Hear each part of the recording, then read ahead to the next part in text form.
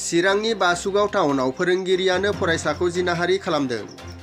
चिरां जिल्लानि बासुगाव टाउननि राजा अजित नारायण देव हिन्जावसा एमइ फरायसालियाव फोरोंगिरिया गावनि फरायसाखौनो जिनाहारि खालामदों। जिनाहारि खालामग्रा दीपक भगतखौ आयेन बायदि साजा होनांगौ होननानै फरायसा हान्जा आरो रायजो राजाफ्रा गोख्रों दाबि खालामदों।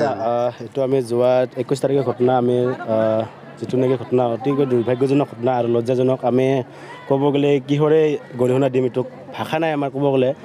আমি ভাবোঁ যে প্ৰথম ছোৱালী বা ছাত্ৰ ছাত্ৰীৰ প্ৰথম ঘৰ হ'ল নিজৰ মা দেউতাক গাৰ্জেন, তাৰ লগতে যিটো নেকি আমি পঢ়াশালীত বিদ্যালয়ত পঠাওঁ। দ্বিতীয় ঘৰ ক'ব গ'লে আমাৰ স্কুল, আৰু আমি দ্বিতীয় সুৰক্ষিত ক'ব গ'লে আমি শিক্ষকৰ হাতত আমি সুৰক্ষিত বুলি থকা বুলি অনুভৱ কৰোঁ। কিন্তু আচলতে শিক্ষকৰ হাততে যে এনেকুৱা ধৰণৰ শাৰীৰিক বা মানসিকভাৱে নিৰ্যাতন হ'ব বা এনে ধৰণৰ ঘটনা ঘটিব অতিকৈ দুৰ্ভাগ্যজনক।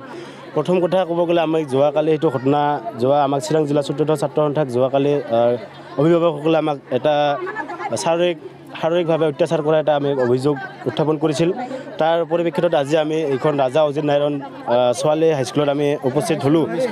এম ই স্কুলত উপস্থিত হৈ ইয়াত ক'ব গ'লে ৰাইজ বহুত ক্ষোভিত হৈ আছে। আচলতে ক'ব গ'লে তেনেকুৱা সেই শিক্ষকৰ বিৰুদ্ধে যথেষ্ট আৰু তেনেকুৱা অভিযোগ আছে। দীপক ভকত নামৰ শিক্ষকজনৰ তেনেকুৱা অভিযোগ বহুত আছে। ক'ব গ'লে আমি প্ৰধান শিক্ষকৰ লগত আমি আলোচনা কৰাৰ মৰ্মে আমি ইতিমধ্যে জানিব পাৰিছোঁ যে সেই শিক্ষকৰ বিৰুদ্ধে তেনেকুৱা আৰু 5বাৰ তেনেকুৱা অভিযোগ আছে। আৰু প্ৰধান শিক্ষকক জনাবলৈ দিছে। সেই প্ৰধান শিক্ষকে কৈছে যে আমাক তেনেকুৱা অভিযোগৰ ভিত্তিত তেখেতক ছাছপেণ্ডৰ কৰা হৈছিল। প্ৰথমতে মই চিৰাং জিলা আক্ৰা চৌতৰফৰ পৰা এই যিটো ঘটনা হৈ গ'ল তাক আমি ধিক্কাৰ জনাইছোঁ।